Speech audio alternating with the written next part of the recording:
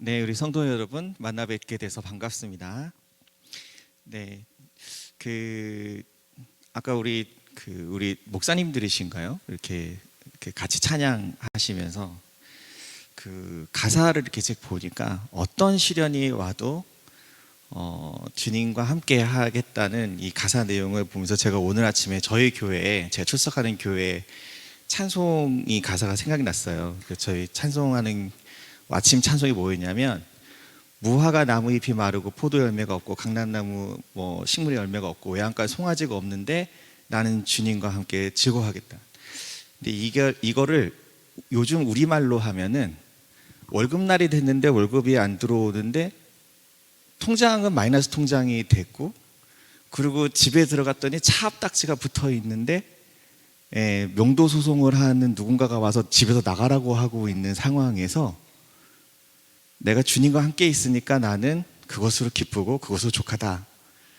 이렇게 오늘날로 하면은 이렇게 부를 수가 있을 것 같은데, 이렇게 불러도 아멘을 하실 수 있을까? 근데 사실 사랑하는 사람이랑 함께 있으면 어떤 시련이 닥치고 어떤 어려움이 있어도 사실 괜찮아요. 네. 저희가 이제 저희 아내가 저랑 이제 같이 우리 결혼에 대한 이런 얘기를 할 때 저희 아내가 저한테 무슨 얘기를 했었냐면, 혹시 우리가 먹을 게 없고 돈이 없고 그래서 굶게 됐을 때 그래도 나랑 같이 굶을 수 있는 사람이 당신이면은 괜찮을 것 같다. 그래서 저를 선택했다고 하더라고요. 네. 그래서 제가 저희 아내한테 뭐라고 얘기했냐면, 하나님을 사랑하는 자녀들이 굶어 죽게 내버려 두지 아니하신다. 들풀의 꽃도 다 입히시고 먹이시는 분이시니까 걱정하지 말라고 얘기를 했고, 참 감사하게 아직까지는 굶어 죽지 않고 이렇게 잘 살아 있습니다. 사랑에 대한 이야기를 이렇게 하면 정의하기가 굉장히 어려운 것 같습니다. 그리고 사랑에 대한 이야기를 할 때 우리가 막 기쁘고 설레고 감사하고 이래야 되는데, 근데 우리가 이제 특히 교회 안에서 사랑에 대한 얘기를 하면 참 어려움이 참 많습니다. 저는 어렸을 때 제가 예수님을 알고 예수님을 좋아서 예수님을 믿었던 거는 아니고, 저희 작은 아버지가 목사님이 되셨는데, 저희 아버지가 내 사랑하는 동생, 우리 집안에서 가장 똑똑한 동생이 목사가 됐는데, 우리가 죽어서 다 같이 천국 가야 되니까, 우리 식구들이 다 같이 만나야 되니까, 야, 우리 다 같이 예수를 믿자, 이렇게 해서 온 집안이 하루아침에 기독교인이 됐습니다. 그래서 이제 교회를 다니게 됐기 때문에 제가 예수님을 인격적으로 만나거나 알거나 그러지는 못했어요. 근데 제가 이제 교회를 다니면서 이렇게 좀 불만이었던 것 중에 하나가 뭐가 있냐면, 예수님이 나를 위해서 십자가를 지셨대요. 그러면서 자꾸 그 사랑에 대해서 감사해야 된다고 이렇게 자꾸 얘기를 하시는데, 저는 예수님한테 나를 위해서 돌아가시라고 부탁한 적이 없거든요. 근데 본인이 혼자 죽어놓고 나를 위해서 죽었다고. 그리고 말릴 수가 없어요. 2000년 전에 돌아가셨어. 제가 어떻게 말릴 방법도 없고. 그리고 그 사랑에 대해서 얘기를 할 때마다 이게 마음이 너무 무거운 거예요.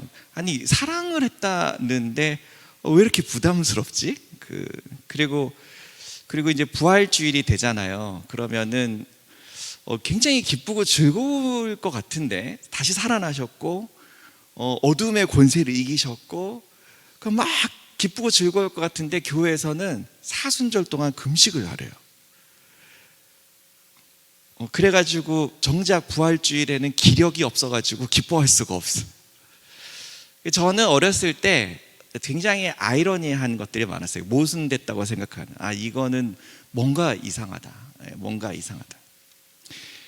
그리고 이제 오늘 우리 읽은 본문 말씀, 이제 목사님께서 정말 멋진 목소리를 읽어주셨는데 아마 이 말씀을 읽으면 벌써 마음에서 빈정이 상해가지고 오늘 예배는 부흥회는 스킵하고 집에 가야 되나 이런 생각하는 자매님들 계실 수도 있을 것 같아요.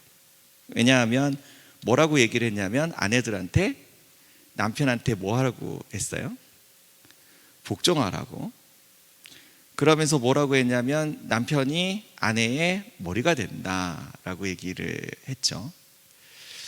그래서 이제 남편에게 사랑받는다고 느끼고 사시는 자매님들 같으면은 그닥 부담감이 없겠지만 집에서 내가 저 진상 제가 예수님만 아니었으면 내가 벌써 오래전에 버렸을 것인데 하면서 참을인자를 새기면서 기도하면서 눈물로 기도하면서 이렇게 가정 생활을 하시는 자매님들 같으면은 혈압이 오를 수도 있는 그런 말씀이죠.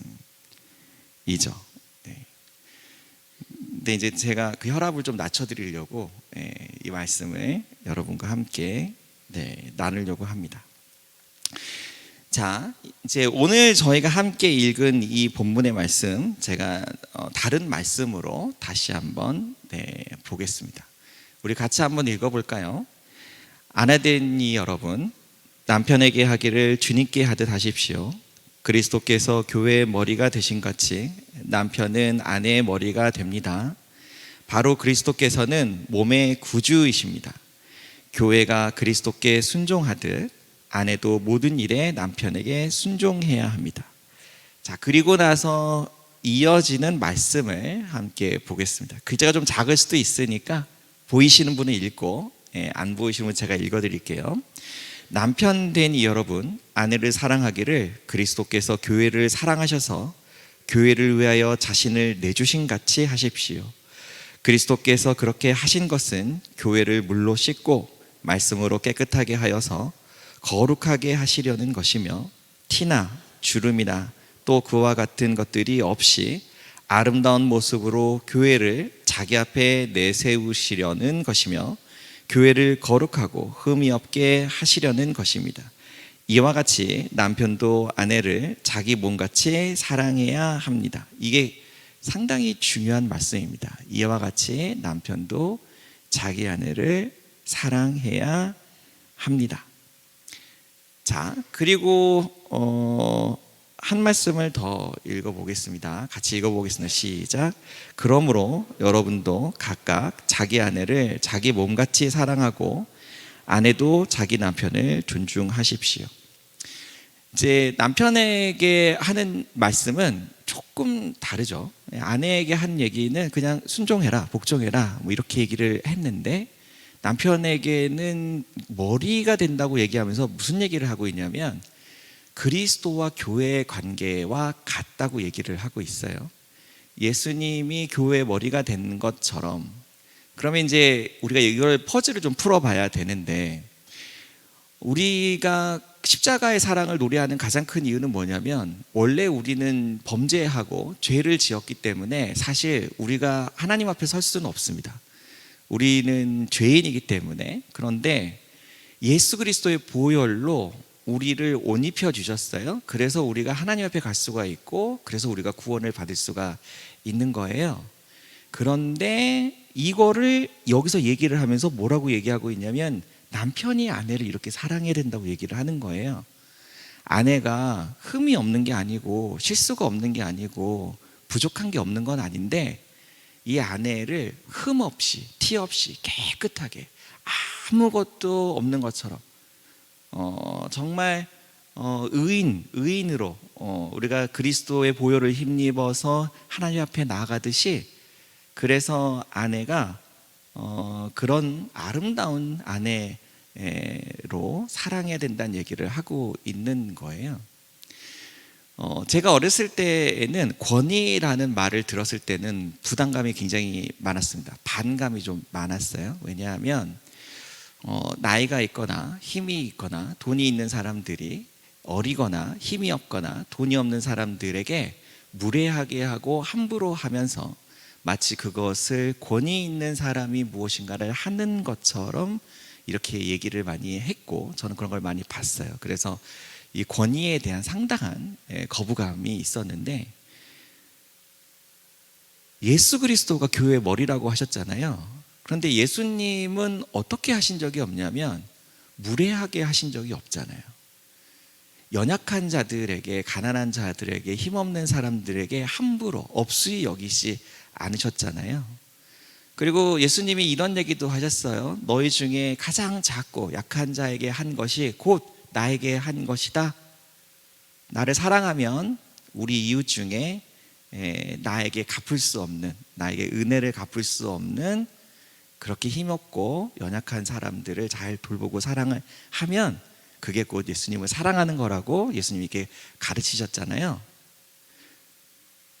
예수님의 권위는 어디에서부터 오냐면 우리가 예수님을 사랑하고 예수님께 순종함으로 예수님의 권위가 있는 것이고, 그리고 이 세상의 많은 사람들은 예수님을 없이 여깁니다. 그들에게는 예수님은 권위가 없어요. 그러니까 예수님은 어디에서 권위가 있으신 거냐면 예수님의 마음을 알고 예수님을 사랑하고 예수님 뜻에 순종하는 사람들에게 권위가 있는 거예요. 남편이 아내에게 이렇게 권위를 얻어야 된다고 얘기하고 있는 겁니다. 남편들에게 아내를 사랑하고 마음으로 사랑하고, 부부관계를 이렇게 하다 보면 어떨 때가 있냐면 내가 생각할 때 바르고 합당한 것과 아내가 생각할 때 바르고 합당한 것이 좀 달라서, 이게 집안마다 좀 다르죠, 생각하는 게. 그래서 이게 좀 충돌을 하고 안 맞을 때가 있거든요. 그러면 사람들이 어떻게 많이 하냐면 그걸 가지고 네가 잘했니? 내가 잘했니? 너네 집이 잘못됐냐? 우리 집이 잘못됐냐? 너네 집 가정교육이 잘못됐지? 우리 집 교육이 잘못됐냐? 뭐 이런 걸 가지고 이렇게 막 옥신각신 하면서 이렇게 싸우거든요. 그런데 예수님의 말씀으로 우리가 오늘 부부를 바라봤을 때는 그렇게 싸우는 게 별 의미가 없다는 거죠. 사실 옳고 그름을 따지는 것보다 서로가 서로의 마음을 상하지 않게 하는 게 훨씬 중요할 때가 많습니다. 그런데 제가 이제 20년 넘게 이혼위기 부부 상담 전문가로 살고 있고 지금도 이제 부부 상담을 많이 하고 있어요. 그러니까 여러분이 아마 저를 잘 모르는 분이 참 많을 거예요. 저는 굉장히 영광스러운 자리죠. 이렇게 큰 교회에서 저를 이렇게 강사로 불러주시는. 왜냐하면 제가 한동안 방송, 우리나라 지상파 그다음에 케이블 방송 이렇게 안 나가는 방송 없이 방송 활동을 좀 왕성하게 했었다가 제가 이렇게 하는 것은 좋지 않겠다 하는 생각이 들어서 이제 방송을 안 한 지가 한 10년이 좀 넘었습니다. 그래서 예전에는 제 이름을 대면 아는 사람이 좀 있었지만 요즘 아는 사람이 거의 없어요. 그리고 저는 요즘에 어디에 많이 힘을 쓰고 있냐면 좀 위기를 경험하고 있는 부부들을 살리고 관계를 회복시키는데 힘을 많이 쓰고 있기 때문에, 제가 만약에 주일 오후에 이렇게 교회에 와서 강의를 하면 제가 상담하고 있는 사람들이 상담을 못 받잖아요. 그러니까 아니 상담 좀 쉬면 어때요? 이렇게 생각하실 수는 있는데, 이렇게 생각해 보세요. 응급실에 환자가 누워 있는데 의사가 저 잠깐 강의 좀 하고 올게요. 그리고 수술을 미루고 나가면 어떻게 되겠어요? 큰일 나겠죠.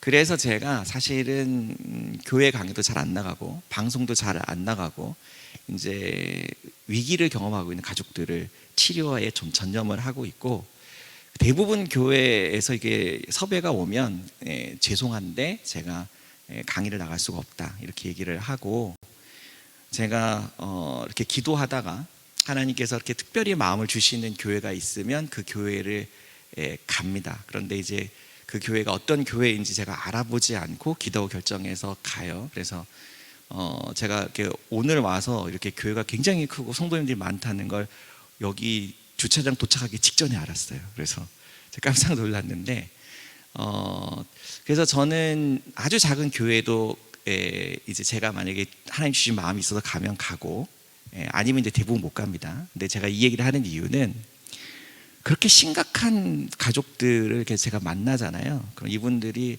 막 굉장히 대단한 어떤 문제로 싸워서 이혼이 하고 싶은 거냐면 그렇지는 않아요. 대단히 사소한 것이고 별거 아닌데 남들이 봤을 때는 아니 그런 걸 갖고 헤어지려고 해? 라고 생각이 들 만한 것인데 당사자들에게는 굉장히 심각한 거예요. 당사자들에게는. 그리고 그것은 대부분 무엇과 상관이 있냐면 태도와 상관이 있습니다. 그래서 오늘 이제 제가 여러분들에게 그런 것에 대해서 함께 얘기를 하려고 하는 거예요. 근데 이제 우리 말씀에서 저는 우리 바울 선생님이 에베소 교회에 있는 교인들에게 쓴 편지잖아요. 이 편지에서 보니까 그리스도께서 우리 교회를 향해서 물로 씻고 말씀으로 깨끗하게 하시고 거룩하게 하고 이런 거를 누구한테 지금 부탁하고 있냐면 남편들에게 부탁하고 있고, 남편들이 아내와 아이들을 사랑할 때 이렇게 사랑하라고 지금 얘기하고 있는 거죠. 흠이 없어서가 아니라 흠이 있지만 그 흠을 없는 것처럼. 그러면 우리가 부부가 서로 갈등이 있고 싸울 때 사람들이 항상 많이 따지는 게 잘잘못 많이 따지잖아요. 근데 흠이 없게 하라는 게 무슨 말이에요? 그거 따지지 말라는 거잖아요.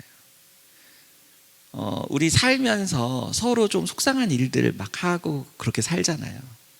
그런데 흠이 없게 하라는 얘기는 무슨 얘기냐면 옛날에 속상했던 얘기 하지 말라는 거잖아요.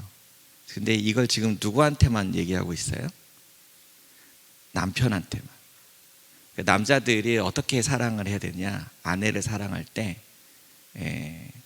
내가 처음에 아내를 만나서 아내에게 사랑을 느꼈던, 그래서 내가 남자들은 보통 결혼이 하고 싶을 때가 언제냐면 내가 이 여자를 행복하게 해줄 수 있겠구나 라는 생각이 들 때, 이럴 때 이 여자랑 결혼이 하고 싶거든요. 그리고 이 여자를 만나면 행복하고, 이 여자를 생각하면 행복하고, 이 여자랑 대화를 나누면 행복하고.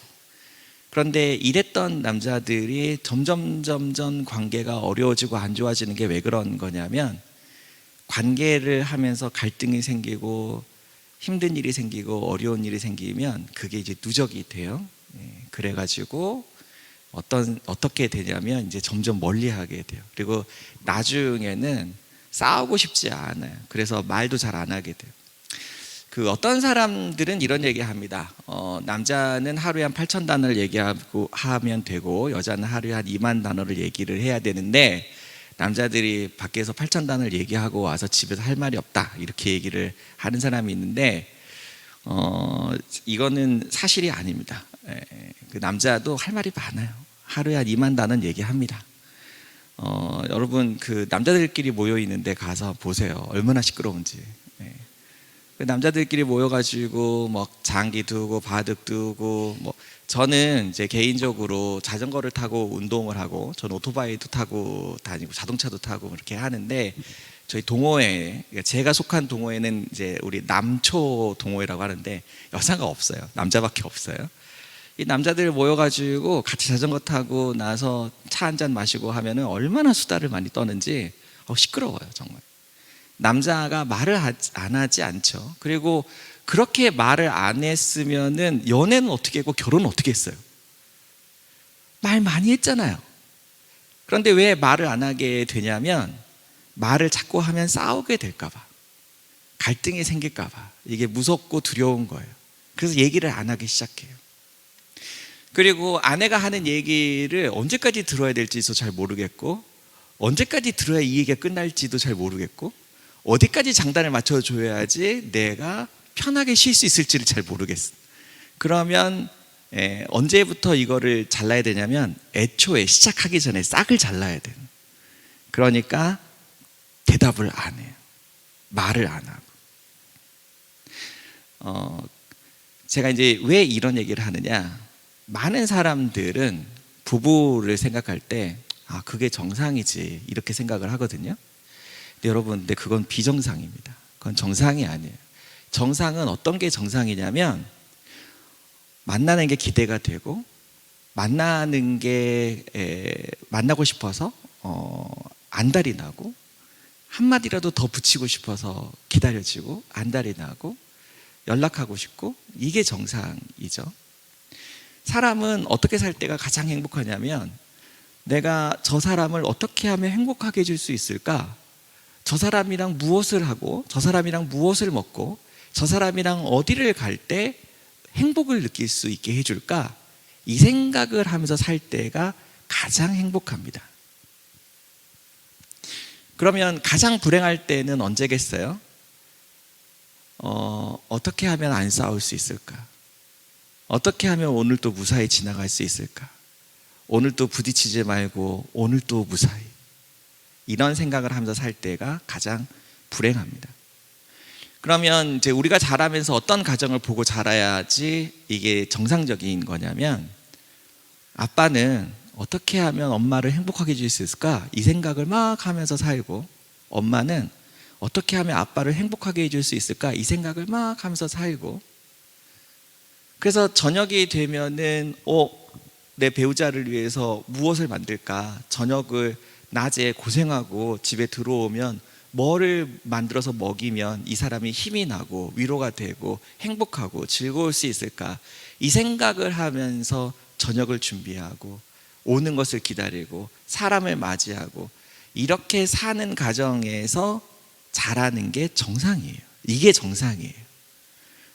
그런데 지난 수십 년 동안 사단은 우리 한국 문화, 특히 한국 문화를 어떻게 망가뜨려 왔냐면, 일단 사람들이 너무 바쁘게 만들어요.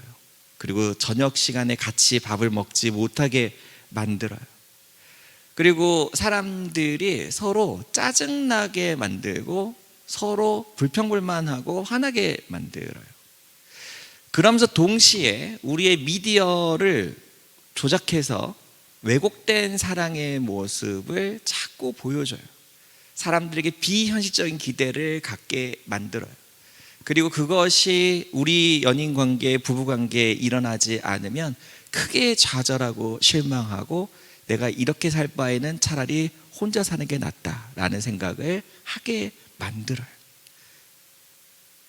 그런 공작, 사단의 공작, 사단은 우리가 살아가는 이 삶을 누가 봐도 이건 사단의 공작이구나 라고 생각하게 공작하지 않아요.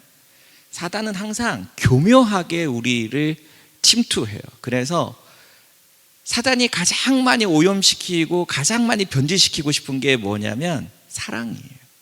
왜냐하면 하나님은 사랑 그 본체이시거든요. 그래서 우리가 사랑을 생각할 때 행복하고 즐겁고 기대가 되고 두근거리고, 내가 하나님을 사랑하면, 제가 아까 얘기했죠. 월급날인데 월급이 안 들어오고 통장은 마이너스가 되고 신용카드 고지서 나라고 집에 차 앞딱지가 붙어도, 내가 길거리에 내앉게 생겼어도 하나님이 나와 함께 하신다면 나는 그것만으로도 기쁘고 즐거울 수 있다. 이게 사랑이 주는 힘인데 이게 안 되는 거죠. 그래서 부부가 뭐 갖고 싸워요? 돈 갖고 싸우죠. 뭘 갖고 싸우고, 어디 사는지 가지고 싸우고. 그럼 요즘 젊은이들은 연애를 잘 안 하고 결혼도 잘 안 하려고 해요. 뭐 때문에 그래요? 집이 없는 것 같은데, 안정된 직장이 없는 것 같은데, 내가 수입이 없을 것 같은데. 제가 청년들 상담할 때 가끔 이렇게 좀 헷갈리는 게 뭐냐면, 본인은 보증금 500에 월세 40만 원짜리 오피스텔에 살고 있어요. 그런데 사랑하는 사람이 있대요. 뭐 결혼을 한다고 해요. 그러면 하면 되지 않냐. 그럼 뭐라고 얘기하냐면, 아니 집이 없는데 어떻게 결혼해요? 그럼 지금 살고 있는 데는 어딘데? 아니 결혼해서 거기서 살면 되잖아요. 결혼을 하면 갑자기 34평짜리 아파트가 있어야 되고, 결혼하면 갑자기 막 월세 살던 사람이 갑자기 전셋집이 있어야 되고, 결혼하면 갑자기 뭐가 있어야 되는 거예요? 아닌가요? 그래야 되나? 대전에서는 그래야 되나요? 죄송합니다. 아니 그래서 그렇게 살 바에는 차라리 그냥 혼자 사는 게 낫다. 아니 지금도 그렇게 살고 있잖아요. 지금도 그렇게 살고 있는데 뭐가 다르다는 건지 전 잘 모르겠어요. 왜 그런지 모르겠어요. 둘이서 함께 살면서 함께 힘을 모아서 조금씩 형편이 나아지고 좋아지면요, 그러니까 우린 이런 거 있어요. 8평짜리 살다가 9평 살면 정말 기쁘고 행복하거든요. 아무도 기뻐하지 않는, 대전에서는 기뻐하지 않는. 근데 시작할 때부터 34평짜리로 시작을 하면요, 그러면 어디로 갈 거예요? 34평 그 다음에는 48평 갈 건가요? 그 다음에는 뭐 50, 뭐 몇 평, 60평 이렇게 가야 되나요? 저는 이제 사람들한테 이렇게 얘기하는데, 내가 살기에 가장 적합한 집은 딱 어떤 집이냐면요, 내가 물걸레를 짜서 기어다니면서 닦을 때 하루에 두세 번씩 닦아도 몸에 무리가 없는 집이 내가 살기에 딱 적합한 집이에요. 그러니까 여러분이 기어다니면서 이렇게 물걸레질을 혹시 해보셨어요? 네. 여러분이 34평짜리 집이 하루에 한 번 닦기도 힘들다고 하면 너무 큰 집에서 살고 계신 거예요. 좀, 그리고 큰 집에서 살면은 관리비만 많이 나오고 냉방비, 난방비가 많이 나오고, 요새 가스값, 전기값 많이 올라가지고 걱정들 많이 되시죠? 아니, 우리는 걱정하시는 분이 안 계시는구나. 네. 제가 젊은 청년들을 볼 때 답답한 것들이 그런 거예요. 그리고 이제는 어떤 시대가 아니냐면, 안정적인 소득을 갖는 시대가 아니죠, 지금은. 이거는 젊은이만 그런 건 아니에요. 나이 든 사람도 마찬가지입니다. 기성세대도 똑같아요. 네. 그런데 내가 안정적인 소득이 생길 때까지 나는 결혼을 하지 않겠다, 이런 생각을 갖는 것은 굉장히 좀 비현실적인 이런 기대라고 할 수 있겠습니다. 근데 이제 뭐 제가 이렇게 얘기한다고 해도 뭐 속으로는 동의하지 않을 수도 있으니까 제가 더 이상 얘기하지 않겠습니다. 자, 그런데 여기에서 남편과 아내의 관계에 대해서 제가 또 다른 말씀을 함께 좀 보겠습니다. 우리의 이 말씀, 에베소서 말씀을 제가 22절부터 봤는데, 왜냐하면 에베소서에는 이제 동그라미 표시가 돼 있죠. 우리 이제 그 선배님들이 성경 말씀을 읽을 때, 원래 우리 성경에는 장절이 없었어요. 그런데 이제 읽기 좀 편하게 이렇게 붙여 놓은 거예요, 나중에. 그리고 성경 말씀에 어떤 문단이 나뉘어져 있지는 않는데, 이제 우리 선배님들이 여기서부터는 좀 통일된 내용이니까 여기까지 읽으세요 이러면서 이제 동그라미로 붙여서 이렇게 문단 단락을 졌는데, 그래서 잘려져 나간 문장이 하나 있는데, 그게 뭐냐면 21절이에요. 21절 말씀을 같이 읽어보겠습니다. 시작. 여러분은 그리스도를 두려워하는 마음으로 서로 순종하십시오. 사실은 아까 아내들에게 하는 말씀이 시작되기 전에 이 말씀이 있고, 그 다음에 아내들아 하면서 시작하는 거예요. 자, 그런데 여기에서는 서로 순종하십시오, 이제 이렇게 얘기가 되고 있죠. 제가 이 얘기를 조금 이따 다시 하겠습니다. 자, 우리는 일방적으로 자매가 형제에게 순종해야 되는 관계가 아니고요, 우리는 자매는 형제에게, 형제는 자매에게 서로 순종하는 관계여야 해요.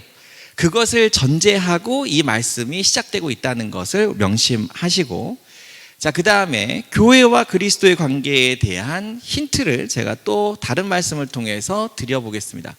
요한복음 15장 말씀인데, 자, 같이 읽어보겠습니다. 시작. 이제부터는 내가 너희를 종이라 부르지 않겠다. 종은 그의 주인이 무엇을 하는지 알지 못한다. 나는 너희를 친구라고 불렀다. 내가 아버지에게서 들은 모든 것을 너에게 알려주었기 때문이다. 자, 종은 주인이 무슨 의도를 가지고 이 일을 하려고 하는지를 잘 몰라요. 시키는 대로만 하니까. 그런데 친구는 마음을 알아요. 친구는 친구가 왜 이런 행동을 하고 왜 이것을 하고 싶어 하는지를 알아요. 그게 친구예요.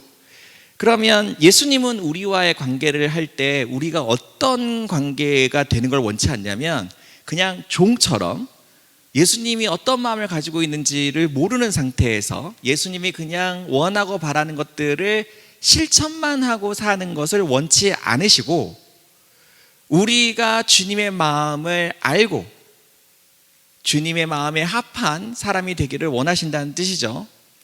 아까 우리 청년 찬양단이 이제 찬양을 할 때 제가 참 좋아하는 찬양 중에 하나인 그 찬양을 부르던데, 그 찬양의 가사가 뭐냐면, 주님 사랑해요 온 마음과 정성 다해 하나님의, 예수님의 신실한 친구가 되기를 원합니다.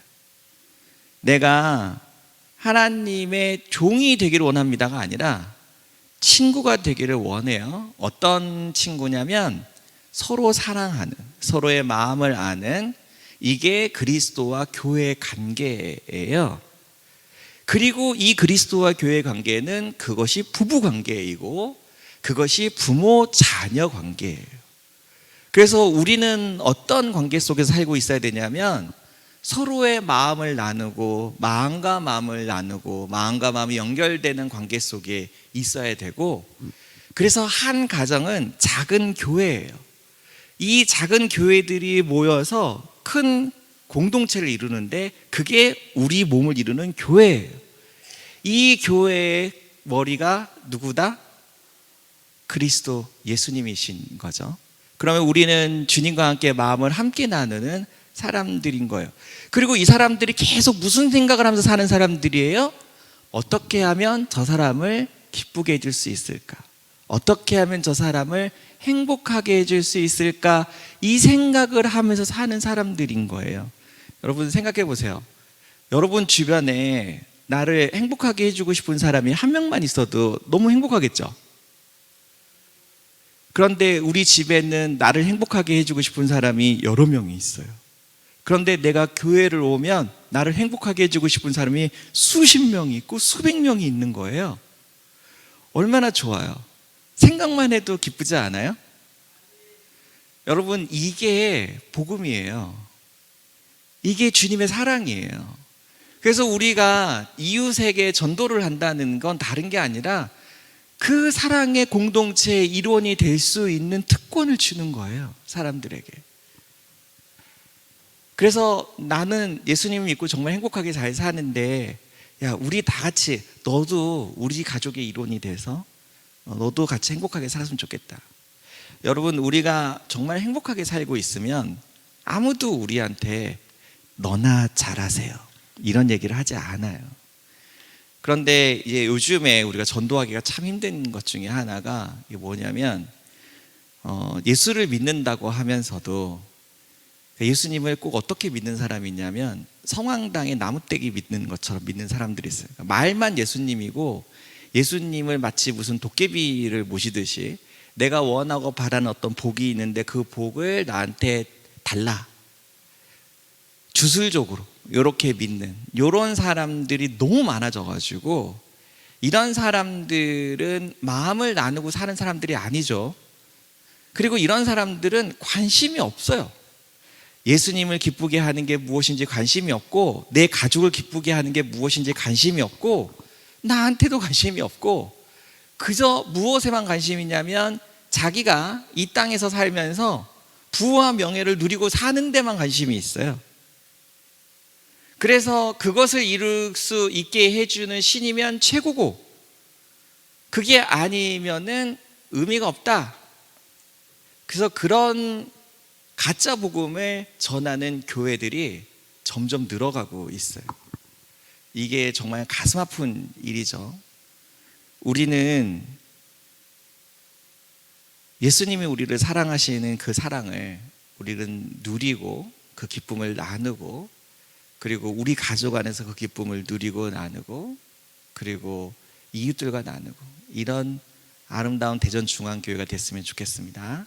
아멘. 저에게도 이제 자녀들이 있는데, 이제 우리 자녀들이 결혼을 하지 않겠다고는 안 하는데 아이를 낳겠다고는 안 해요. 그래서 저는 어떤 마음이냐면, 우리 아이들이 아이를 낳으면, 저는 이렇게 생각합니다. 할아버지 할머니가 되는 어떤 특권이 뭐라고 생각하냐면, 이 손주들을 잘 돌봐주고 사랑으로 잘 돌봐주고, 저는 이게 할아버지 할머니가 되는 특권이라고 생각을 하고, 우리 아이들이 이제 사회생활도 하고 자기 어떤 커리어에 어려움이 생기지 않도록 잘 돌봐줄 준비가 되어 있는데, 우리 아이들이 자녀를 낳는 것에 대한 상당한 부정적인 견해를 가지고 있어서 좀 걱정이 되기는 해요. 물론 걱정이 되지만 제가 뭐 같이 식사하는 자리나 뭐 얼굴 보는 자리에서 그거를 뭐라고 얘기를 한 적은 없습니다. 뭐라고 얘기는 하진 않지만, 그런 사회적인 분위기가 지금 그런 거죠. 그리고 통계를 봐도 그런 어려움 좀 있기는 해요. 그러니까 우리가 요즘 젊은 친구들의 이 소득 수준 같은 걸 보면 이제 연령대에 따라서 소득이 좀 증가를 하거든요. 남녀 구분 없이. 이제 그러다가 30대 한 중반 정도가 되면 여성의 소득은 확 줄어드는 반면에 남성은 계속해서 소득이 증가를 해요. 그러면 왜 소득이 확 줄어드냐면 이제 출산을 하게 되면서 경력 단절이 되면서 이제 수입이 줄어들고 그리고 다시 복귀를 잘 못해요. 그러니까 같은 연봉으로는. 그러니까 저희 딸들이 그런 걱정과 염려를 하는 게 이게 그냥 막연한 어떤 불안이 아니라 걱정이 아니라 현실적인 걱정과 불안이기도 해요. 그래서 이 경력이 단절되지 않도록 우리가 좀 잘 도와주고 그리고 또 출산을 했다고 해서 사회에서 불이익을 당하지 않도록 이렇게 잘 도와줘야 되는데 뭐 저는 이제 뭐 정치하시는 분들과 연줄이 닿는 게 하나도 없어가지고 잘 모르겠는데 혹시 닿는 분들 계시면 그런 정책이 필요하다. 그러니까 출산을 했다고 해서 불이익을 당하면 누가 아이를 낳고 키우고 싶겠어요? 내가 힘들어지고 어려워지는데. 그러니까 이런 데 신경을 좀 써주면 좋겠고, 그래서 저는 뭐 나라도 나라지만 저는 교회가 그런 일을 해주면 얼마나 좋을까. 어린 아이들을 좀 잘 돌봐줄 수 있고 엄마가 경력이 단절되지 않고 계속 일을 잘할 수 있도록 이런 거를 좀 신경 써주면 얼마나 좋을까 하는 그런 생각도 해봅니다. 자, 그리고 우리 말씀에서 이제 예수님의 마음을 알았죠. 예수님이 우리를 종이라고 하지 않고 친구라고 했으니까. 그리고 이제 계속 말씀을 제가 읽어보면 너희가 나를 택한 것이 아니라 내가 너희를 택하여 세운 것이다. 그것은 너희가 가서 열매를 맺어 그 열매가 언제나 남아있게 하려는 것이다. 그리하여 너희가 내 이름으로 아버지께 구하는 것은 무엇이든지 다 받게 하려는 것이다. 내가 너희에게 명하는 것은 이것이다. 너희는 서로 사랑하여라. 예수님 우리를 선택하셨어요. 우리는 예수님의 몸통에 붙어있기만 하면 돼요. 그러면 열매는 그냥 맺혀요. 우리가 열매를 맺으려고 수고하고 애쓰는 게 아니에요. 예수님께 붙어있기만 하면 열매는 절로 맺혀요. 우리가 예수님의 사랑을 잘 알고 그 사랑을 우리 삶에 실천하려고 하면 우리에게는 성령의 열매들이 맺혀요. 그리고 세상 사람들은 우리를 보면서 우리가 예수님의 제자인 것을 알게 돼요.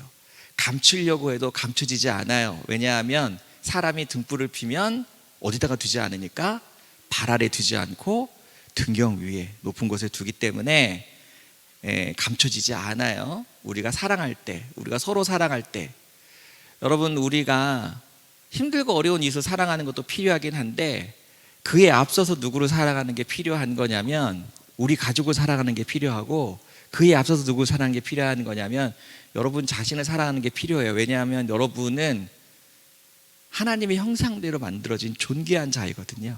이해되시죠?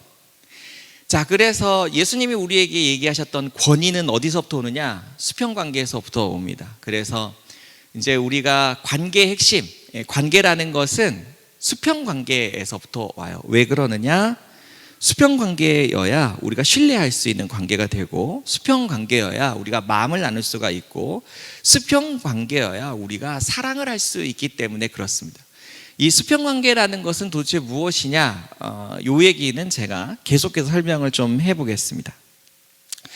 자, 제가 아까 복종이냐 순종이냐 이 얘기 있었죠. 자, 우리 성경에서는 어떤 대목에서는 복종이라고 쓰여 있고 어떤 대목에서 순종이라고 쓰여 있는데 사실 성경 말씀, 원어 말씀은 한 단어입니다. 이 한 단어를 성경을 번역하신 우리 선배님들이 맥락에 따라서 어떤 문장에서는 복종이라고 써놓고 어떤 문장에서는 순종이라고 써놨는데 어감이 좀 안 좋죠. 왜냐하면 복종이라 그러면 수직관계적인 뉘앙스가 좀 있잖아요. 수평관계, 순종이라고 하면 좀 수평관계, 내가 자발적으로 내가 따르는 것, 이걸 우리는 순종이라고 생각을 하고, 복종이라고 써놓으면은 하기 싫은데 억지로 뭔가 해야 될 것처럼 이렇게 이해가 되시죠? 그런데 우리 이제 성경을 이해할 때는 무엇을 잘 생각하셔야 되냐면 성경에 일관되게 나타나고 있는 하나님의 성품, 예수님의 성품으로 보았을 때 하나님과 예수님이 우리에게 무엇인가를 말씀하실 때 강요하신 것을 보신 적 있으신가요? 그런 적이 없잖아요. 그런데 강요한 적이 없는 분이 복종을 하라고 얘기를 한다? 이거 좀 이상하지 않아요? 네, 좀 이상하죠. 네. 그래서 이 성경 우리 선배님들이 번역을 하실 때 이거를 이제 복종이라고 번역한 것은 조금 오버하셨다. 이게 원래 하나님의 성품과 부합되지 않는 번역이에요. 그러니까 이 원어 단어는 복종이라는 단어가 아니고 순종이라는 단어인데 이거를 복종이라고 번역을 하셨어요. 그래서 우리가 하나님의 사랑을 자꾸 오해하게 돼요. 그러니까 제가 어렸을 때 교회를 다니면서 예수님 인격적으로 만나기 전까지 제가 굉장히 오해를 많이 했던 그런 이유 중에 하나예요. 그러니까 성경 말씀을 읽을 때 어떻게 보면 하나님이 나를 정말 사랑하시는 것 같고 그런데 어떻게 보면은 나한테 뭔가 억지로 뭔가 시키는 게 너무 많은 것 같고 억압하는 것 같고 막 이런 생각이 드니까 사랑한다는 얘기가 별로 마음에 와닿지가 않았는데 이게 하나님의 성품과 맞지 않구나 이렇게 이해를 하면 좀 달라지더라고요. 자, 그래서 제가 여러분들에게 이 수평관계가 가져가는 특징들을 좀 소개를 좀 해보겠습니다. 혹시 너무 졸리시거나 피곤하시면 지금 돌아가셔서 주무셔도 돼요. 그러니까 제가 이제 아까 목사님하고 담임 목사님하고 얘기를 이렇게 나눴는데 이전에 오셨던 그 부흥 강사님들은 굉장히 활기차게 이렇게 말씀을 잘하셨다고 하시더라고요. 근데 저는 어떤 은사가 있냐면은 졸게 하는 은사가 있어요. 그래서 제가 이렇게 막 이렇게 활기차게 얘기를 못 하니까. 자, 그리고 또 담임 목사님 저에게 또 권리를 하나 주셨는데, 특권 하나 주셨는데 끝나는 시간 생각하지 말고 하고 싶은 얘기를 다 해라. 그래서 얼마나 감사한지 제가 그래서 오늘 제 주님이 주시는 마음껏 얘기를 하려고 하니까 너무 피곤하신 분은 누워서 들으셔도 되긴 해요. 집에 가서 들으셔도 되지만, 네. 사실은 이제 제가 그 아침에 일어났을 때 또 아침에 이제 기도할 때 여기 오기 전에 하나님 저의 마음 속에 굉장히 기쁜 마음을 많이 주셨어요. 그래서 제가 어떤 생각을 했냐면 이 교회는 어떤 교회인지는 모르겠지만 하나님 참 기뻐하시는 교회인가 보다 그런 마음이 들었어요. 그러니까 그런데 이제 와서 보니까 정말 그렇네요. 그리고 저는 이제 안동대학교 교수를 하기 전에는 건양대학교 교수를 좀 오래 했는데 그래서 제가 이제 대전 사람들을 잘 모르실 거라고 목사님이 걱정을 하셨는지 대답이 좀 느리다, 반응이 좀 없다 그러는데 제가 이렇게 얘기할 때마다 방긋방긋 잘 웃어주시고 대답을 잘 해주셔서 정말 감사합니다. 자, 우리 수평관계의 특징을 좀 살펴보면 이제 이 존중하는 사람들이 보이는 네 가지 태도가 있습니다. 저는 좀 실천적인 의미에서 네 가지를 설명을 드릴 거예요. 우리가 사람을 만나서 존중한다. 그러니까 이거는 인간관계를 할 때 가장 기초가 되는 것입니다. 우리가 건물을 지을 때 어떤 건물의 기초를 닦고 그 위에 건물을 세우잖아요. 그런 것처럼 우리가 사람과 사람의 관계를 한다고 할 때 이 관계의 가장 기초가 되는 것은 존중이고 이 존중하는 태도를 가지고 사람을 만나고 관계를 하는 것은 굉장히 중요합니다.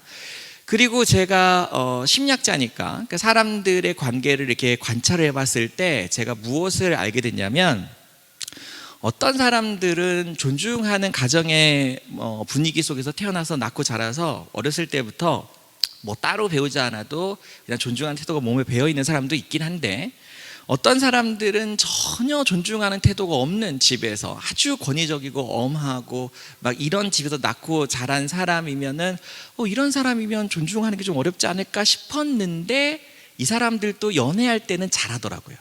그러니까 제가 꼬시고 싶은 사람이 있을 때 사람들이 하는 행동을 봤더니 존중하는 태도를 너무 잘 알고 있고 그 행동을 되게 잘하는 걸로 봐서는 하나님의 은혜다. 이건 모든 사람이 태어날 때부터 알고 있는 것이다.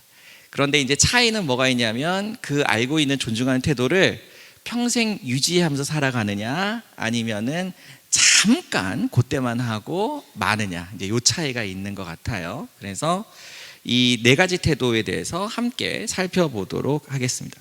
제가 이제 첫 번째가 경청, 두 번째가 의견 차이를 인정, 세 번째가 선택권을 부여, 네 번째가 감사, 이렇게 보는데, 이 첫 번째 경청을 보면 아주 이른 새벽에 예수께서 일어나서 외딴 곳으로 나가셔서 거기에서 기도를 하고 계셨다. 마가복음 1장 35절 말씀인데, 우리 성경 말씀에 이런 말씀이 있어요. 자, 아버지 하나님과 아들 하나님 예수 그리스도는 이 세상에서 그 어떤 관계보다 가깝고 친밀한 관계가 아닐까요? 그렇죠? 그러면 이렇게 가깝고 친밀한 관계면은 말하지 않아도 통해되는 거 아닐까요? 이신전심 찰떡궁합, 눈 하나 깜짝이면 다 알고 막 이래야 되는 거 아니에요? 우리 보통 그 사랑하는 사이면 그래야 된다 생각하잖아요. 우리 나이가 좀 있으신 어르신들은 예전에 우리 송창식 씨라는 가수가 있었는데, 이 가수가 무슨 노래를 불렀었냐면, 우리는 빛이 없는 어둠 속에서도 느낄 수 있는, 우리는 아주 작은 눈빛 하나로도 서로 알 수 있는, 우리는 연인, 이런 노래가 있었어요. 아니, 아주 작은 눈빛 하나로도 뭘 알 수가 있죠? 알 수가 없어요. 그런데 알 수 있다고 생각을 해요. 이게 환상이에요. 제가 아까 사탄이 미디어를 선택해서 사람들의 사랑을, 환상을 갖게 한다, 제가 얘기했는데, 이렇게 사람들을 미혹하는 거예요. 그러니까 제가 이 얘기는 송창식 씨가 나쁜 사람이라고 얘기하는 게 아니고, 그 노래가 나쁜 노래라고 얘기하는 건 아니고, 은연중에 우리는 어떤 생각을 갖게 하냐, 진짜 사랑하는 사이라면 딱 보면 알아야 된다고 생각하게 만드는 거예요. 그런데 딱 보면 알 것 같은 예수님과 하나님은 어떻게 하고 계시냐면, 시간을 정해놓고 나가서 기도를 하고 계세요. 말하지 않으면 알 수 없어요. 아무리 깊은 사이여도. 자, 뒤집어서 얘기를 하면, 그러면 내가 사랑하는 사람이 있으면 그 사람의 어떤 마음을 갖고 있고 어떤 생각을 하고 있는지를 내가 귀 기울여서 듣지 않으면 그 사람의 마음을 내가 알 수 있어요, 없어요? 없어요. 그래서 우리는 어떤 시간이 필요하냐? 가족 간에 서로 대화를 나누는 시간이 필요해요. 자, 그래서 경청의 기술을 몇 가지만 제가 소개를 좀 해보겠습니다. 자, 경청의 기술 딱 네 가지만 우리 한번 읽어볼게요. 네 가지 기술. 첫 번째, 눈으로 듣는다. 두 번째, 몸으로 듣는다. 세 번째, 소리로 듣는다. 네 번째, 마음으로 듣는다. 자, 눈으로 듣는다는 건 뭐냐면, 누가 얘기를 하잖아요. 쳐다보세요. 뭘 하시면 안 되냐면, 핸드폰 보시거나 텔레비전을 보면서 들으시면 안 돼요. 자, 누가 무슨 얘기를 하면 쳐다보세요. 자, 우리 옆에 있는 성도님도 한번 쳐다볼게요. 얼굴 한번 쳐다보세요. 옆에 앉아 계신 분 얼굴 한번 쳐다보세요. 자, 얼굴만 봐도 좋죠? 네, 얼굴 본 김에 인사도 한번 합시다. 잘 오셨어요. 네, 하나님의 사랑이 가득할 거예요. 이렇게 인사 한번 합시다. 네. 그 다음에 두 번째가 몸으로 듣는다예요. 몸으로 어떻게 듣냐면요, 고개를 끄덕끄덕 하면서 듣는 거예요. 자, 옆에 있는 분 보면서 고개를 끄덕끄덕 해봅시다. 네, 잘 오셨습니다. 오늘 복된 시간이에요. 잘 오셨습니다. 자, 어때요? 그냥 쳐다만 볼 때랑 끄덕끄덕 할 때는 좀 다르죠? 자, 우리 심리학자들이 연구를 해봤더니, 남자들은 보지 않으면서 듣는 이야기의 60%는 기억을 못한다는 것을 알게 됐어요. 그래서 남자들은 특히 아내가 얘기를 할 때는 어떻게 해야 돼요? 눈을 마주 보고 얘기를 들으셔야 돼요. 왜냐하면 보지 않으면서 듣는 이야기의 60%는 기억을 못하니까. 하나님이 그렇게 만들어 놓으셨어요. 그래서 꼭 보면서 얘기를 하시고, 그러면 여자들은 안 보고 들어도 기억을 하니까 여자들은 안 봐도 되겠네요? 여자들은 기억은 하는데 안 보고 얘기를 하면 삐져요. 그러니까 여자들은 보면서 얘기를 하시고, 남자들은 기억을 못하니까 보면서 얘기를 들으시고. 자, 그리고 내가 이제 몸으로 까닥까닥 하면서 이제 얘기를 들었죠. 그 다음에 뭐예요? 소리로 들어요.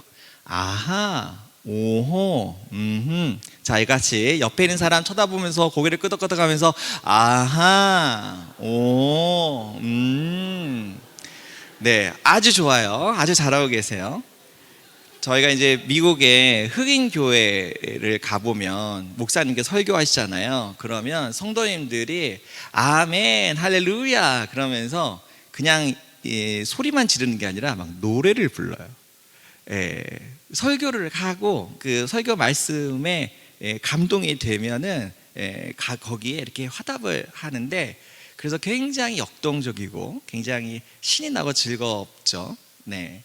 그래서 여러분 이제 뭐 저한테는, 저는 오늘만 있다 갈 사람이니까 뭐 안 하셔도 되지만, 우리 목사님께서 하나님 말씀을 이렇게 전해 주실 때 감동이 되시면 고개를 끄덕끄덕하면서 아멘, 할렐루야 이거를 해 주시면 목사님이 더 영권에 강건하게 주님의 말씀을 잘 전달해 주실 줄 믿습니다. 자, 그리고 마음으로 듣는다는 게 뭐냐면, 자, 우리는 보통 상대가 무슨 얘기를 할 때 어떤 생각을 많이 하냐면, 이거 문제가 뭐지? 이거 내가 뭘 해야 되지?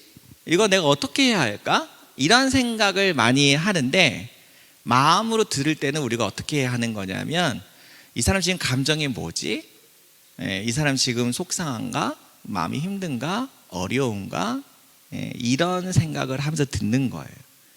자, 우리 옆에 있는 사람 쳐다보면서 이 사람 지금 마음이 어떨 것 같은지 한번 보세요. 마음에 근심이 있는 것 같은지, 기쁨이 있는 것 같은지, 즐거운 것 같은지, 속상한 것 같은지 보시고, 혹시 그게 느껴지면은 한번 물어보세요. 좋은 일 있었냐? 아니면 좀 슬퍼 보이면 속상한 일 있었냐? 이렇게 한번 물어보세요.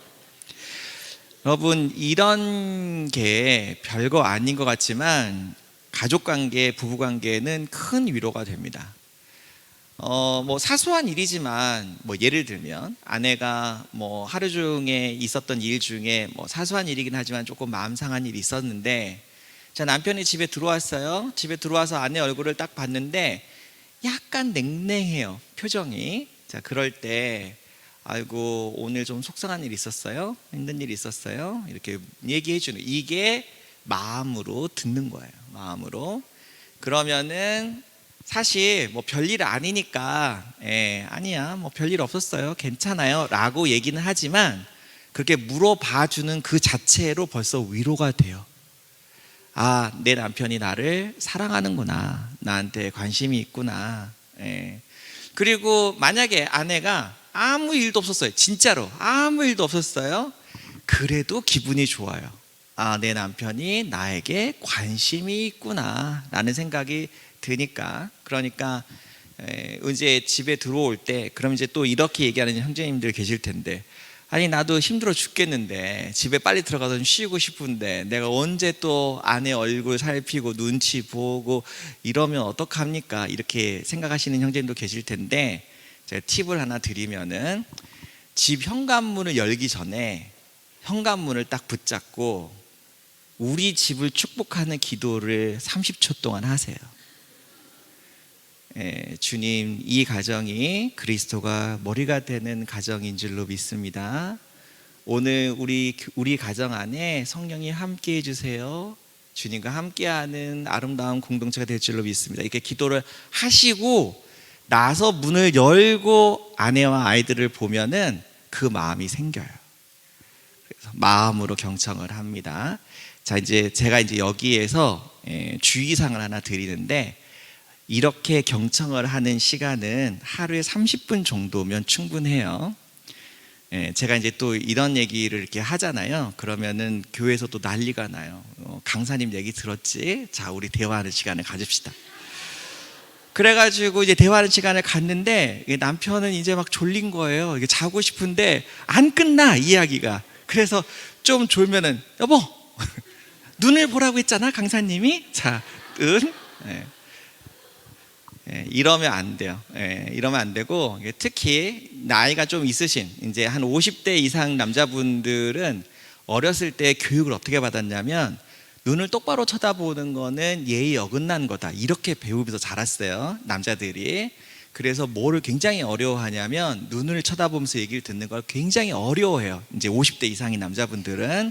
그래서 제가 이런 분들에게 꼭 뭘 부탁드리냐면 30분 정도 이렇게 대화하는 시간을 가지면 좋고, 이 시간이 언제가 제일 좋냐면 저녁 식사를 하는 시간이 제일 좋아요.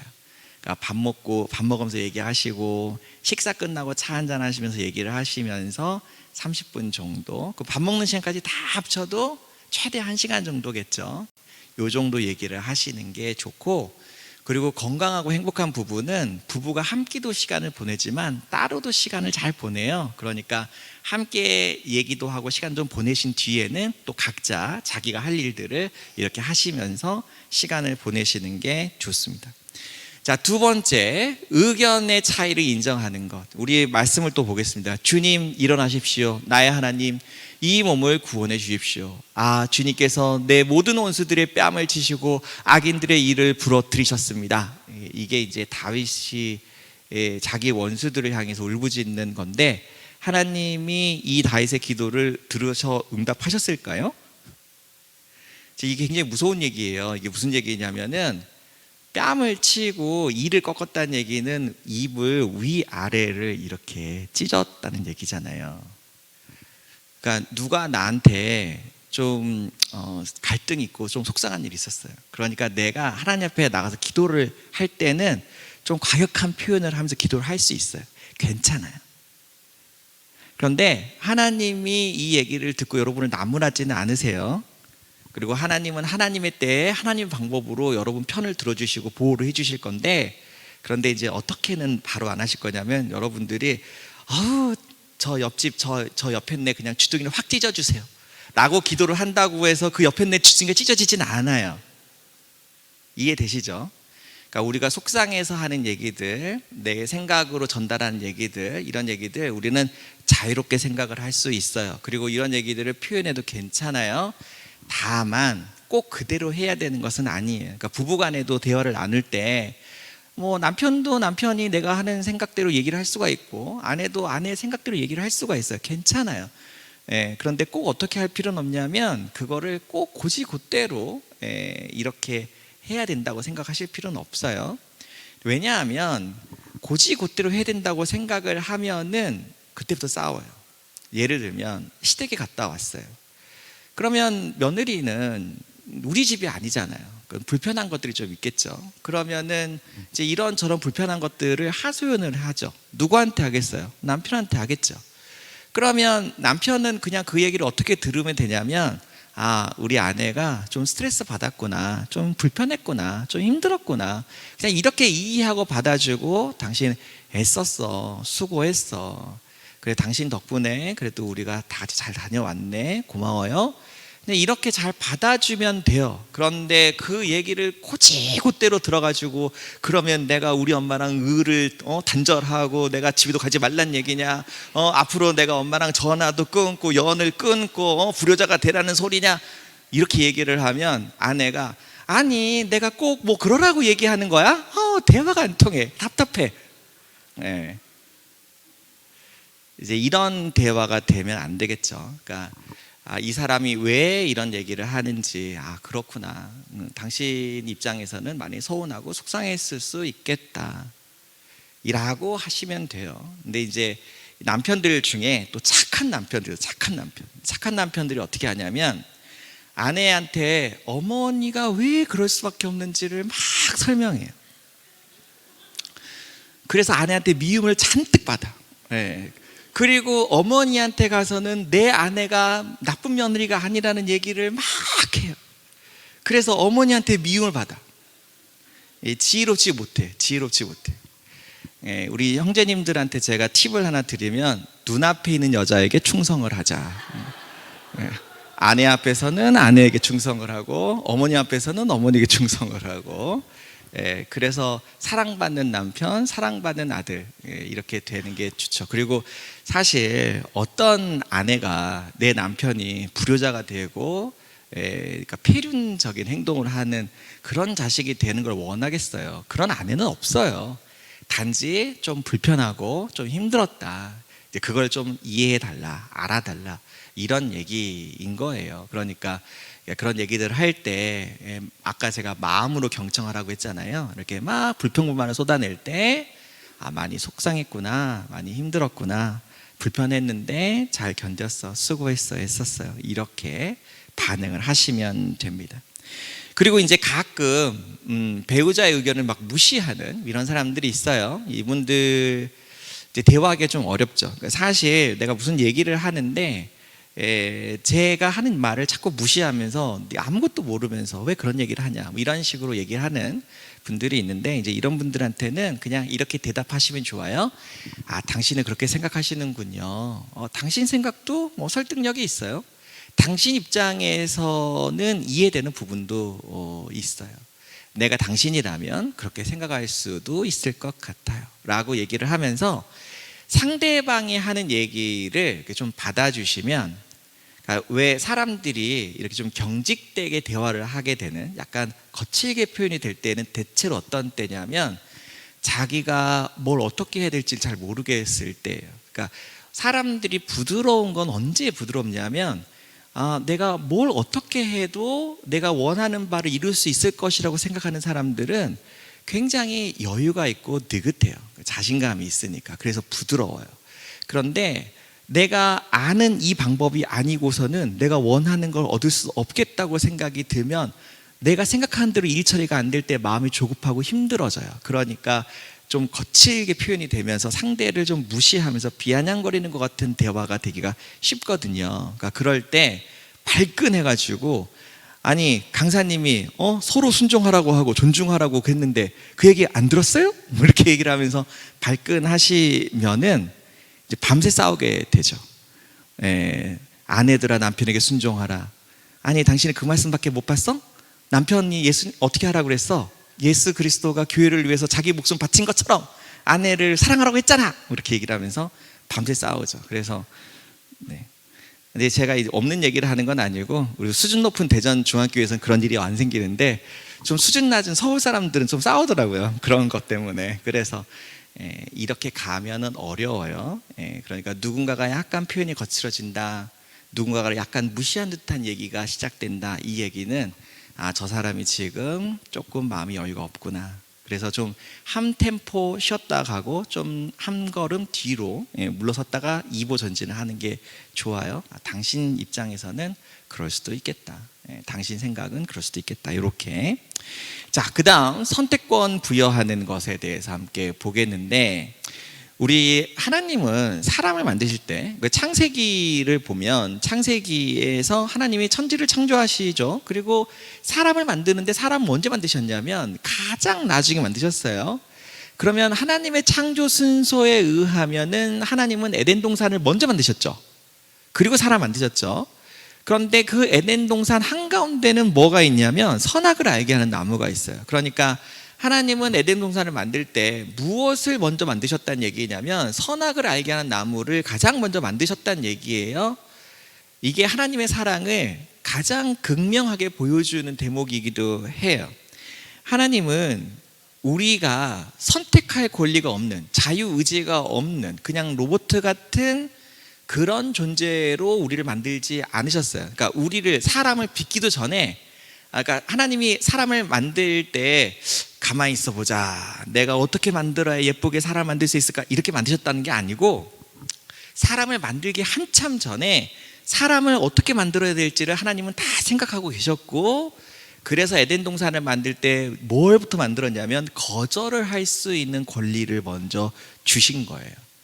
그러니까 어떤 사람들은 저한테 이런 얘기해요. 하나님이 살아있다면 저렇게 나쁜 짓을 하는 사람들을 왜 살려두시냐, 이게 말이 되냐, 지금 이 세상이 나쁜 사람들 때문에 얼마나 많이 전쟁과 고통과 이런 어려움들을 겪고 있는데 저런 나쁜 사람들을 도대체 왜 살려두시냐, 그래서 하나님이 없는 거 아니냐, 이제 이렇게 얘기를 하거든요. 그런데 하나님이 사랑하셔서 그래요. 하나님은 우리에게 언제까지 기회를 주시고 싶으시냐면 우리가 회개하고 돌아올 때까지, 우리가 목숨이 붙어있는 동안에는 하나님이 우리가 하나님께로 돌아갈 수 있는, 그리고 우리가 스스로 자유의지에 의해서 그 주님을 선택할 수 있도록 이렇게 하는 거예요. 그래서 우리 인간이 갖고 있는, 심리학적으로 보면 인간이 갖고 있는 굉장히 중요한 세 가지 욕구가 있는데, 그게 자율성 욕구, 유능성 욕구, 관계성 욕구, 이 세 가지 욕구인데, 이 중에서도 제일 중요한 게 자율성 욕구거든요. 이 자율성의 욕구, 이게 자유예요. 우리가 선택할 수 있는 자유. 그래서 하나님은 어떤 사랑을 원치 않느냐? 어쩔 수 없이 내가 하나님을 따를 수밖에 없어서 따르는 거가 아니고, 내가 스스로 의지적으로 하나님을 선택해서 사랑하는 것, 이것을 하나님은 원하세요. 예수 그리스도의 십자가의 보혈로 우리는 이미 다 구원을 얻을 수 있는 자격을 얻었어요. 그러면 어떻게 하시면 돼요? 그냥 구원하시면 되잖아요. 그런데 하나님은 그것마저도 어떻게 하시지 않으셨냐면, 이미 용서는 하셨지만 그 용서받았다는 사실을 믿고 받아들이는 것을 우리에게 맡겨 놓으신 거예요. 그래서 우리가 복음을 전할 때에도 어떻게 할 필요까지는 없냐면, 막 구걸을 하면서 제발 예수를 믿으세요, 이럴 필요는 없어요.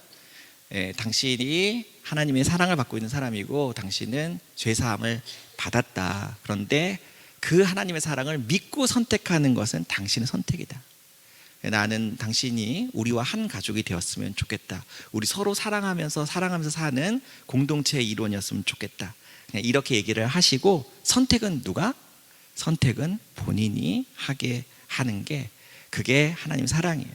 그래서 여러분, 가족 관계에서도요, 아버지가 봤을 때 정말 좋은 길이 있고, 자식들은 아직 어리니까, 인생 경험이 짧으니까 조금 잘못된 선택을 할 수도 있고 실수를 할 수도 있잖아요.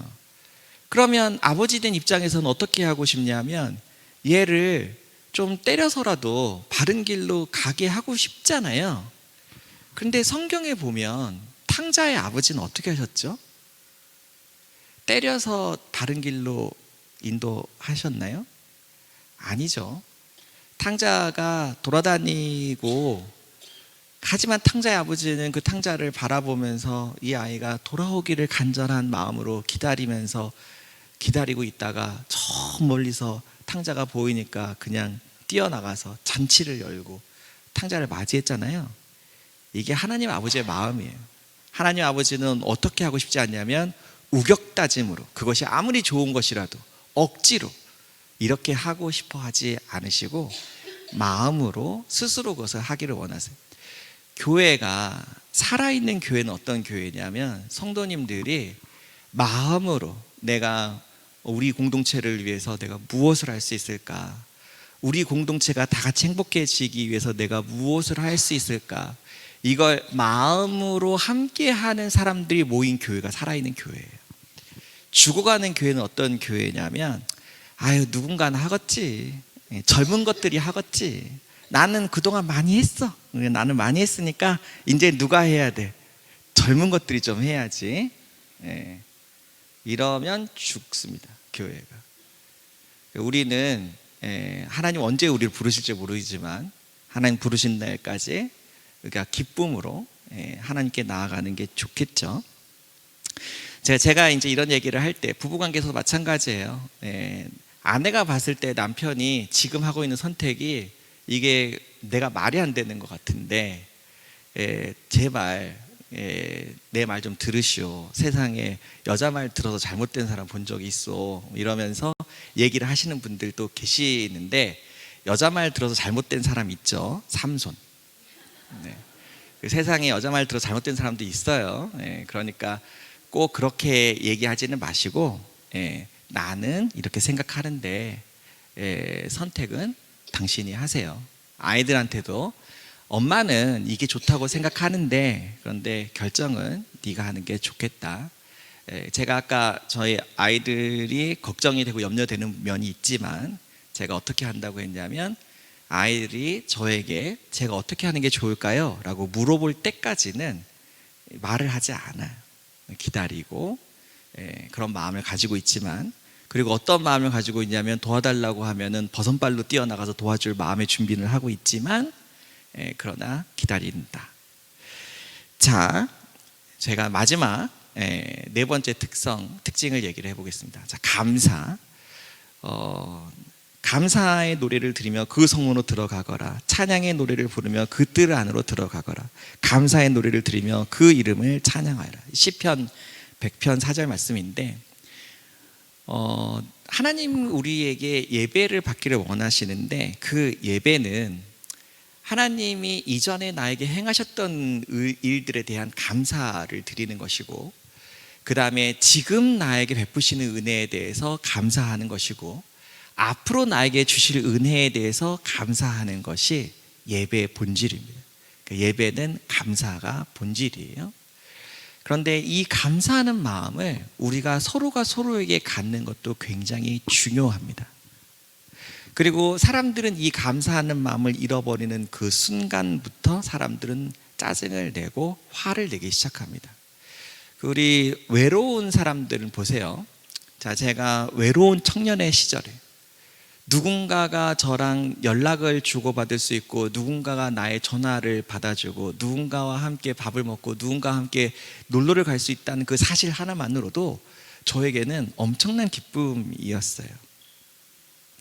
그러면 이 기쁨을 잘 간직하고 유지를 하고 그 감사하는 마음을 잘 가지고 있어야 되겠죠. 그런데 사람들은 좀 많이 간사하죠. 그래서 나에게 은혜가 넘치면 감사를 잃어버립니다. 저희 찬송가에 보면 너희 받은 복을 세어보아라 는 찬송이 있는데, 저 이 찬송가 되게 좋아하거든요. 그 이유가 뭐냐면, 우리가 받은 복을 세어보지 않잖아요. 그러면 하나님 주시는 은혜인데도 마치 원래 내가 옛날부터 누려왔던 것인 양 착각을 하게 돼요. 그래서 무슨 일이 벌어지냐면, 우리가 예전에는 주어지는 은혜들에 너무 감사하고 기쁘고 즐거웠다면 이제는 그게 당연한 것이 되고, 그것이 없어질 때 짜증이 나고 화가 나요. 연애를 처음 시작하는 연인들은 2시간 반, 3시간 거리에 있어도 멀지 않아요. 그리고 내가 저 사람을 만날 수 있는 시간이 6시 반밖에 시간이 안 돼, 새벽에. 난 4시 반에 일어날 수 있어. 아니 3시 반에도 일어날 수 있어. 왜냐하면 6시 반밖에 시간이 안 되니까. 그래서 가죠. 그런데 내가 한 6개월 정도 사귀었어요. 너무 멀어. 좀 가까이 사는 사람을 만나서 사귀어야 되겠다. 뭐가 없어진 거예요? 감사가 없어진 거죠. 여러분, 우리가 결혼해서 함께 살고 있잖아요. 사실 나와 같은 사람과 함께 살아주는 것은 참 감사한 일이죠. 얼마나 감사한지 몰라요. 제가 아내에게 항상 감사하는 것 중에 하나가 뭐냐면, 아내가 저보다 출근을 일찍 하거든요. 그러면 저는 아내한테 뭐라고 얘기하냐면, 아침에 바쁘니까 그냥 출근하라고 제가 이렇게 얘기하는데, 저희 아내는 하루도 빠짐없이 아침에 먹을 것들을 챙겨놓고 그리고 출근을 해요. 그러니까 심지어 어떤 날도 그러냐면, 어제 저녁에 좀 다퉈가지고 좀 토라져서 기분이 되게 안 좋은데도 그 다음 날도 아침에 일어나면 제가 먹을 거를 차려놓고 출근을 해요. 굉장히 감사하죠. 요즘 시대에 아침밥 챙겨주는 여자가 어딨냐 이렇게 얘기를 하는 사람들이 많은데, 더 감사하죠. 더 감사해요. 그리고 저는 그래서 항상 출근하는 아내에게 이제 보통은 버스 안에 있으니까 카톡을 보내요. 잘 먹었다, 고맙다, 이렇게 인사를 하는데, 감사를 표현하는 것을 잃어버리면 사람들이 어느 순간인간 당연한 게 돼요. 그러면 아내가 밥을 차려주는 것을 당연하게 생각하는 남자들은 뭘 하기 시작하느냐? 투정을 하기 시작해요. 여러분, 반찬 투정을 한다는 거는 이제 간이 배 밖으로 나오기 시작했다는 얘기죠. 네. 저는 항상 이렇게 얘기합니다. 간이 안 맞아요? 당신이 간을 하세요. 네. 먹기가 힘들어요? 당신이 요리를 하세요. 차려주는 것만 해도 감지덕지지. 어디 거기다 대놓고 투정을 합니까? 이거는 감사가 사라졌기 때문에 하는 거예요. 그러니까 사람들이 감사가 사라진다는 얘기는 당연하게 여겼다는 얘기고, 당연하게 여기면 그때부터 짜증내고 화를 내기 시작해요. 저는 이제 상담할 때 짜증내고 화내는 게 제일 큰 문제라고 저는 항상 얘기를 하는데, 감사하는 마음이 사라지면 짜증이 많아집니다. 제가 엄마가 아이들을 돌보잖아요. 애들 깨워서 밥 먹여서 학교 보내고 막 이러잖아요. 애들 막 일어날 때 짜증내고 막 이러잖아요. 저는 그런 아이들이 있다고 하면 엄마가 이 아이에게 대한 관심과 사랑의 정도를 조금 줄여도 된다, 저는 이렇게 얘기를 합니다. 고마워하지 않는 아이에게 뭔가를 주는 거는 좋지 않아요. 그리고 애들이 이런 얘기도 합니다. 이럴 거면 나를 왜 낳았어? 이렇게 얘기를 하는데, 그 이야기는 엄마가 내가 원하는 것을 해주지 않을 거면 엄마는 자격이 없는 사람이다, 이런 얘기를 하는 거잖아요. 그 주댕이를 그냥 확 때려주고 싶은데, 그러면 안 되고, 그래, 너가 그렇게 생각할 수도 있다. 네 입장에서는 그럴 수도 있겠다. 그런데 어떡하니? 네가 엄마를 만나서 너가 이렇게 속상하고 슬픈 일이 많구나. 그냥 이렇게 받아주는데 무리한 부탁은 응하지 않아요. 그리고 엄마는 돈도 없고 백도 없고 부자도 아니면서 왜 나를 낳을 생각을 했냐, 나 같으면 안 낳았겠다, 이렇게 얘기를 하면, 네가 그렇게 얘기하지만 엄마 가슴에 대못을 받고 가슴이 찢어지지만 그래도 네가 태어나는 것이 엄마는 참 감사하고 행복하고 좋다, 이렇게 얘기를 하시면서, 그리고 아침마다 짜증내면서 밥을 안 먹겠다고 하고 투정 부리고 나가는 애가 있으면 더 일찍 깨우세요. 언제까지 일찍 깨우시냐면 감사합니다 하고 밥을 먹을 때까지. 감사합니다 밥을 먹으면 좀 늦게 깨워도 되는데, 얘가 짜증을 낸다? 그럼 더 일찍 깨우세요. 근데 사실 제가 지금 드린 말씀은 그냥 아이를 괴롭히려고 하는 건 아니고요. 원래 인간은 이제 일어나면 위가 공복인 것을 뇌가 느낄 때까지 시간이 약 30분 정도 시간이 필요해요.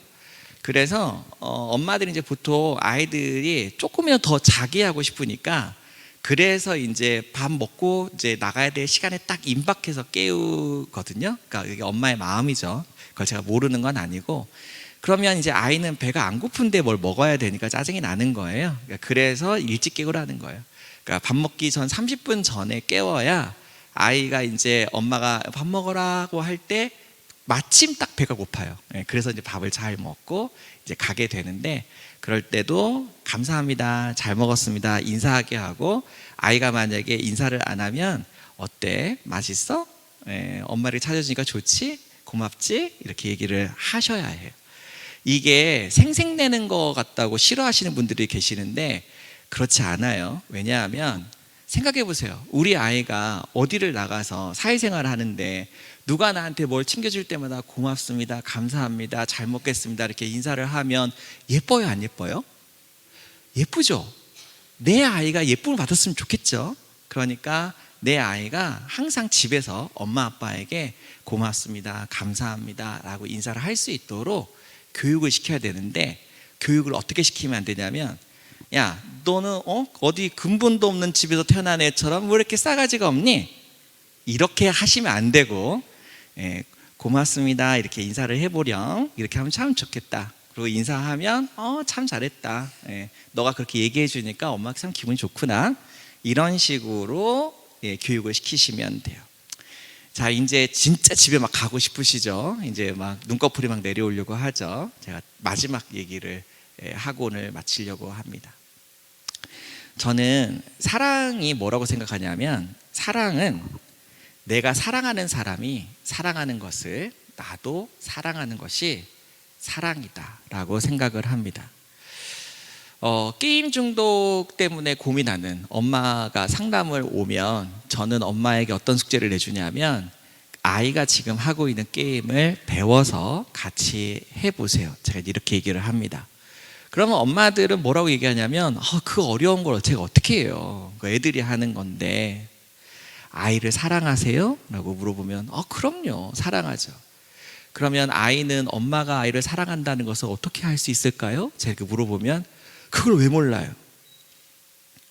제가 아까도 얘기했지만 표현하지 않고 말하지 않으면 사랑한다는 걸 알아요, 몰라요? 몰라요. 요즘에 많은 아이들은 엄마 아빠가 나를 사랑한다는 것을 느끼지 못해요. 그래서 외로워요. 그래서 힘들어요. 그리고 내가 사랑받지 못한다고 생각하니까 그래서 밖에 나가서 친구들하고 어울리는데 어떤 친구들하고 어울리냐면 나를 이해해 주는 것 같은 친구들하고 어울려요.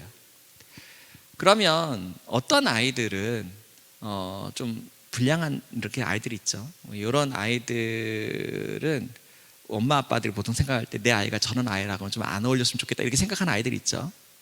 그러면 이런 아이들하고 친구가 안 되고 좀 착실하고 성실하고 신앙생활 잘하는 이런 아이랑 친했으면 좋겠는데 자기가 사랑받지 못한다고 생각하는 아이들은 자존감이 굉장히 낮기 때문에 그렇게 성실하고 신앙생활 잘하고 착실한 아이들을 보면 쟤들은 나랑 부류가 달라. 쟤들은 사랑받고 자란 애들이기 때문에 나랑 부류가 달라. 쟤들은 나를 이해하지 못해. 그러니까 내가 누구랑 어울리게 되냐면 불량한 아이들과 어울리게 되는 거예요.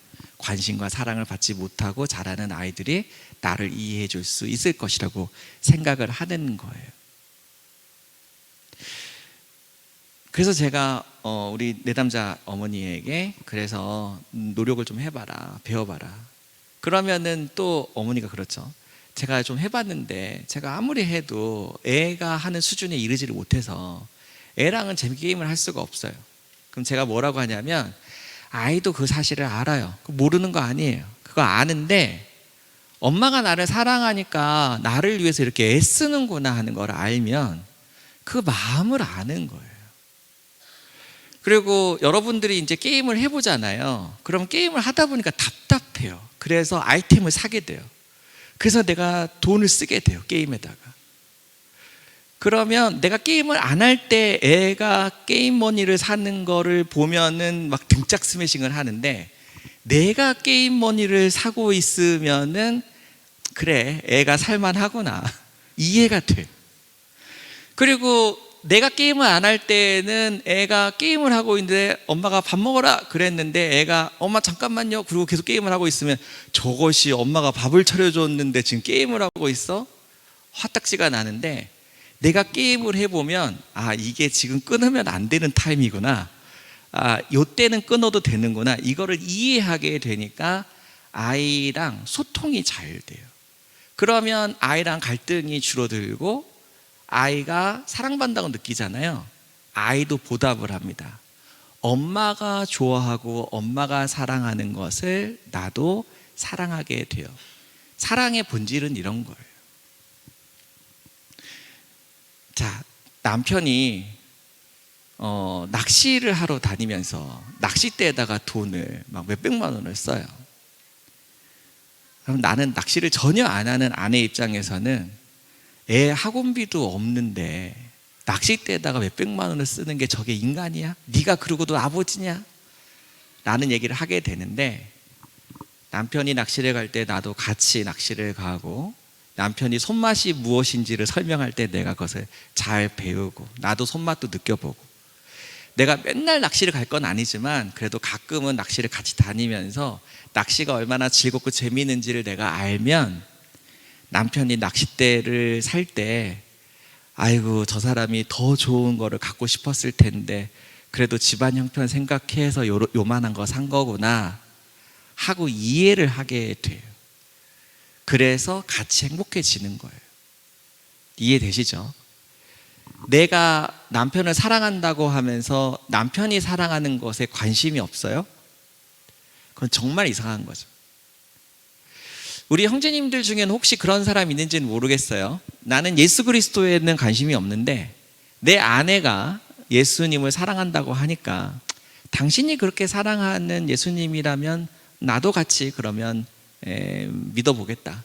그러면서 이제 교회로 오신 형제님들이 계신지 모르겠는데 우리 성경에 보면 그런 사람들이 간혹 있죠. 너의 여호와 하나님을 내가 그 여호와 하나님이라면 나도 믿어보고 싶다. 이런 인물들이 있죠.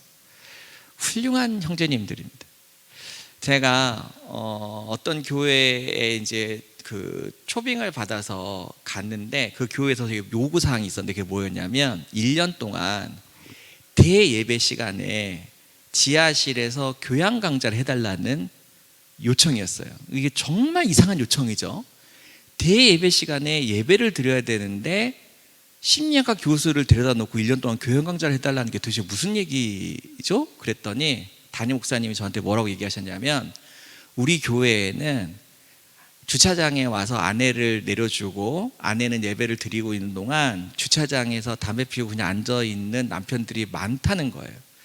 그래서 이 남편들이 밖에서 여름에는 덥고 겨울엔 추운데 이렇게 있는 것보다는 그래도 교회 안에, 건물 안에 있고, 그 다음에 이 사람들은 예배는 드리고 싶어 하지 않으니까 교수님이 이 사람들에게 삶에 도움이 되는 좋은 얘기들을 좀 커리큘럼 짜가지고 이걸 해주세요. 그래서 제가 그 교회를 3년 동안 주일 대예배 시간에 교양 강좌를 했었거든요. 그런데 그 교양 강좌를 듣던 사람들 중에 한 80%가 교인으로 등록을 했어요.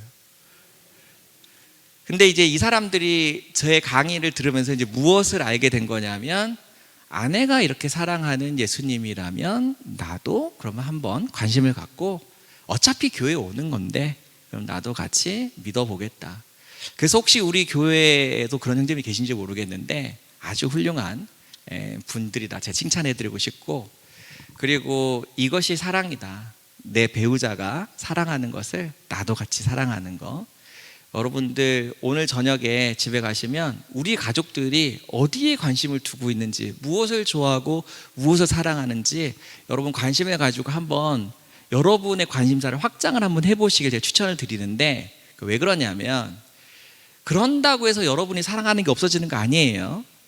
여러분이 관심 있는 게 없어지는 건 아니에요. 그런데 여러분이 사랑하는 사람이 늘어날수록 여러분의 관심사가 확장이 됩니다.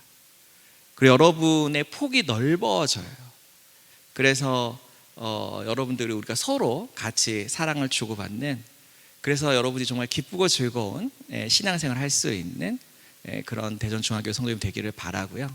제가 이제 오늘 성경적 부부 대화 이렇게 얘기를 하니까 뭔가 대단한 팁을 줄 것 같아서 기대하셨던 분들에겐 죄송하고, 저는 존중한 태도를 잘 가지고 사랑하면서 사는 것이, 이것이 가장 성경적이고 신앙적이고 그리고 우리에게 가장 큰 기쁨과 행복을 주는 것이라고 생각을 합니다. 자, 여기서 오늘 강의를 마치도록 하겠습니다.